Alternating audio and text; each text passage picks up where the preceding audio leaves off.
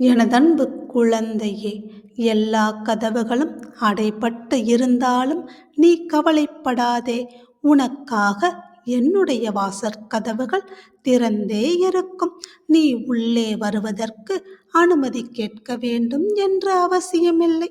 நீ எப்பொழுது வேண்டுமானாலும் வரலாம்.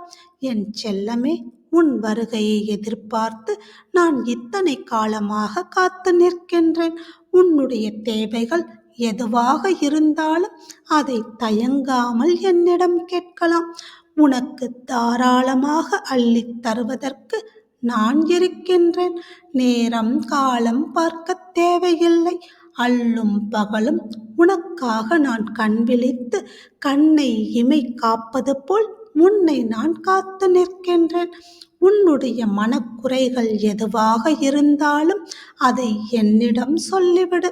அதற்கான நிவாரணத்தை நிச்சயமாக நான் தருவேன். தீர்வே இல்லாத பிரச்சனை என்ற ஒன்று இந்த உலகத்தில் இல்லை. ஆரம்பம் என்ற ஒன்று இருந்தால் முடிவு என்ற ஒன்று நிச்சயமாக இருக்கும் அல்லவா? நிதானமாக செயல்பட்டால் எதற்கும் ஒரு வழி பிறக்கும்.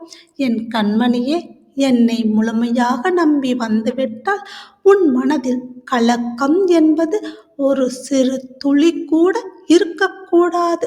இக்கட்டான சூழ்நிலையில் எனக்கு வாழ்வதற்கு வழியே இல்லை என்றாலும் உனக்காக நான் மாற்றுப் பாதையை ஏற்படுத்தி தந்திடுவேன். எந்த பாதையில் சென்றால் என்ன? நீ செல்ல வேண்டிய இடத்தை அடைவது உறுதி. நான் அமைத்து தரும் வழி நீ நினைத்ததை விட நல்ல விதமாகவே இருக்கும். உனக்கு மலையளவு பெரிதாக தீர்க்க முடியாத பிரச்சனையை கூட ஒரு நொடி பொழுது போதும் எனக்கு. அதை நான் சரி செய்து விடுவேன். நீ செய்ய வேண்டியதெல்லாம் ஒன்றே ஒன்றுதான். அதை மட்டும் நீ எனக்காக செய்தால் போதுமானது. உன் மனதில் நம்பிக்கை என்ற சிம்மாசனத்தில் என்னை நீ நிரந்தரமாக அமர்த்திவிடு. பிறகு பார் உன் வாழ்க்கையில் நிகழும் மாற்றங்களை. நீ எதற்காக இத்தனை காலம் ஏங்கி தவித்தாயோ அதை சற்றும் நீ எதிர்பார்க்காத நேரத்தில் உன்னை வந்து சேர்ந்துவிடும். அது மட்டுமல்ல, நீ இழந்ததாக நினைக்கின்ற அனைத்தையுமே உனக்கு மீட்டு தந்திடுவேன். சந்தோஷத்தையும் மகிழ்ச்சியையும் உனக்கு பல மடங்குகளாக பெருகச் செய்திடுவேன். நான் சொன்னதனைத்தும் உன் வாழ்வில் நடந்தே தீரும். உள்ளத்தில் உள்ளதை சொல்வேன், உள்ளதை உள்ளபடி சொல்வேன்.